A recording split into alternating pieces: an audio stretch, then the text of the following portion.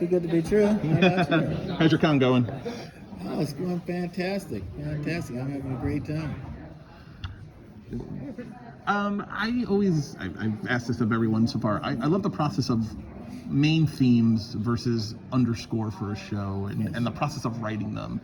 How do you tackle writing a main theme? And then is the process different for you when you go and then do the underscore for a show?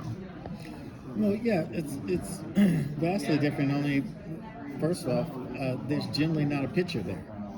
Right. When you're doing a theme song, you're asked to do a theme song, and you're asked to come up with ideas that would, that are the identity for the entire show. So that's a heavy lift, and there's no picture. I mean, we're used to looking at a picture and saying, somebody's sad, do sadness. Somebody's right. excited and chasing after somebody, then do chase music. This isn't that. This is about tell me the identity.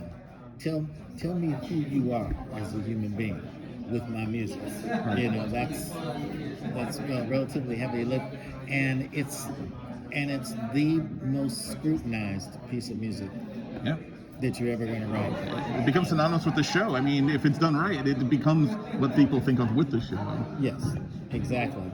And so you have a lot of involvement with, generally in a TV series, multiple producers and the network and the Partridge in a Pear Tree. So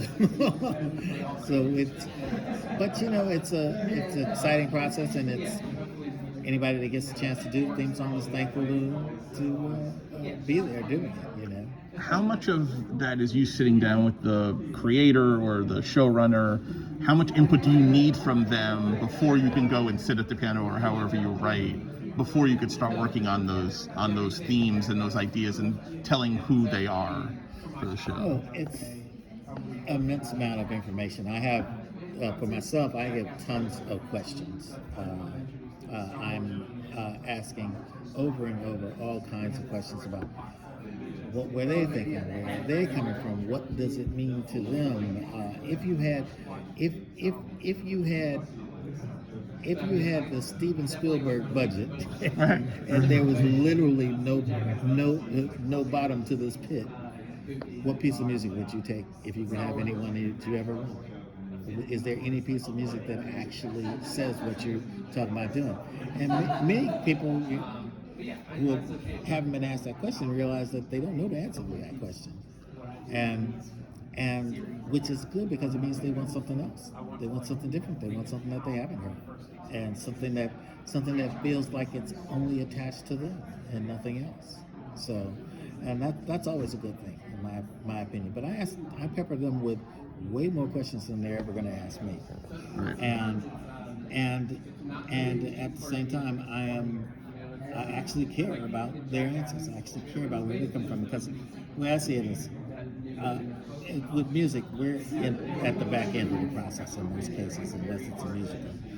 And the average showrunner, director that you are working for, he or she has been laboring over this project for 5, 10 or more years, just to get it to a point where they get to have that lovely pink slap of an experience of going out and selling it to various networks. And then one day soon somebody tells them, we're going to take it, we're going to make it. Wow. And then it's off to the races for real. I feel like if there's anything I can do to make that process easier for them, and if I am some musical savant of sorts, then I need to get to using all my powers to help make this an easier process for them and get a process that gets them what they want in the end of the day. I think if I'm doing it right, it'll feel to them like they wrote it themselves, like they've been hearing music in their head since they were 3 years old, like I did. So speaking of you being a child, who were your musical inspirations growing up, and are they similar to your musical inspirations today? I'm constantly evolving. I'm a work in progress and rather a bit of an outsider. I don't think I really fit in anywhere with my lifestyle. But that said, I used to love Miles Davis, and I'm a complete and adoring lover of Keith Jarrett. I think he's an amazing pianist and composer. I was uh, I was deeply influenced by Claude Debussy and the whole Impressionistic era, and I was deeply influenced by Charles Ives, who I think is probably one of the greatest composers ever. And these days, there's so many places that for inspiration in music. I was just at a concert recently with Tyler the Creator earlier this week at the Staples Center, and he's just brilliant. I've loved his music for a long while, and just seeing it perform and seeing how he doesn't have a fan base, he has a cult following. I mean, really, it's bizarre and wonderful, and he's such an outsider type with that I as a 64-year-old man outsider still feel like oh, that's my people right there, right. because he's just, he doesn't fit in and is no longer trying. He's smarter than me because I didn't fit in, but I kept trying. But I only in my 50s did I realize that I'm a broken wing little birdie, and I just have to figure out how to fly with one wing. This is how I do it. I'm spinning all over. But I'm having a good time, and I get to where I'm trying to go in a rather unorthodox way sometimes. But I love it, and I hope others do too. I believe that it's working, since they haven't called me and taken my hall pass yet. You worked on American Soul. Yes. And I loved that show. I was you. so enamored with it, in particular the music and the story they were telling, the Don Cornelius story. And Yes. Can you talk a little bit about your work on that show? Because it's max nostalgia, but you're also dealing with a real person and a real story. How did you go about using your music and weaving it through that time of things that really happened? And because there's a lot of diegetic music in that show also that you're dealing with. Yeah, I just want to say that the executive producer, the showrunner, Devon Shepard, was just brilliant. He was very, very, very interested in music. It was one of the most important things to him. He saw it as a quasi-musical. There were so many songs. Yeah. If you think about it, it was there must have been like a half a dozen different songs in every episode, Wall-to-wall. Performances. So you're dealing with the performances, which Babyface was doing, recreating the songs there, and I was doing the score, and it's all being managed and held together creatively by the music supervisor, Ashley Newmeister, who just did an amazing job. I think that her lift on that show was just stunning, as far as I can say. I can't believe she didn't get a Emmy for that particular job of music supervision. That said, Soul Train is from my era, and that was when I was in high school, and and it was in Chicago, and where I'm from, and I immediately said, "That's my show. Now you're talking about my people." No, I said, talk about your people, don't right? Get this twisted now. We gotta, this is mine. We clear on that, right? Right? Okay. All right. So now we got that all behind us. In the first season, I believe it was in the early '70s, I think it was 70, 71. I think we did one flashback episode that took us back to '68, but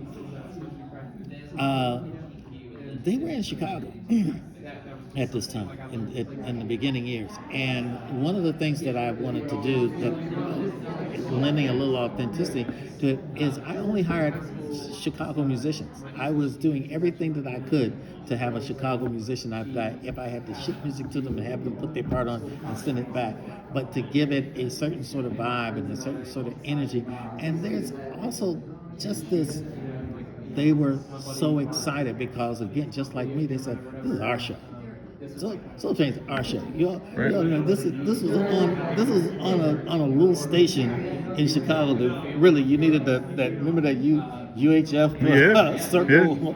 Yeah. I mean, I'm sitting there fixing my antenna, my ears, trying to get it to come in. Channel 50 something. We didn't know there was only 3 channels, but then there was a channel 52 or whatever, 38, whatever, and so you couldn't get it far past the south side. So we couldn't get it much past 57th Street anyway.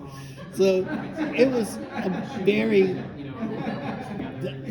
prideful thing that the immense amount of pride that these musicians felt being able to perform in this thing. I had Daryl Jones, the bassist from the Rolling Stones, who I went to high school with, he played bass on virtually all of the episodes.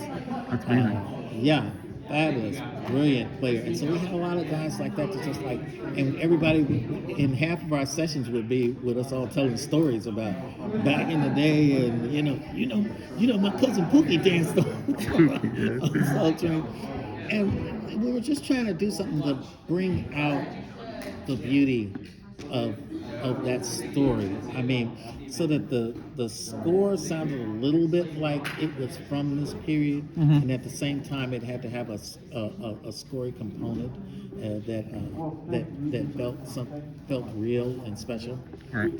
But a very exciting show, and another one I wish it was still on. I had so much fun with that every day and getting to play with so many amazing musicians. It was amazing. I guess so. What would be your best piece of career advice for someone who's looking to have a career similar to yours? Well, as I tell folks, a lot of guys and gals ask me, "How do you choose so many hit shows?" And I said, "Well, I don't choose them. I just say yes." I said, but basically, the truth is, I only work for Steven Spielberg. And most people, quite like you are now, saying, "Oh, I thought that was John Williams," but okay, brother, go with us.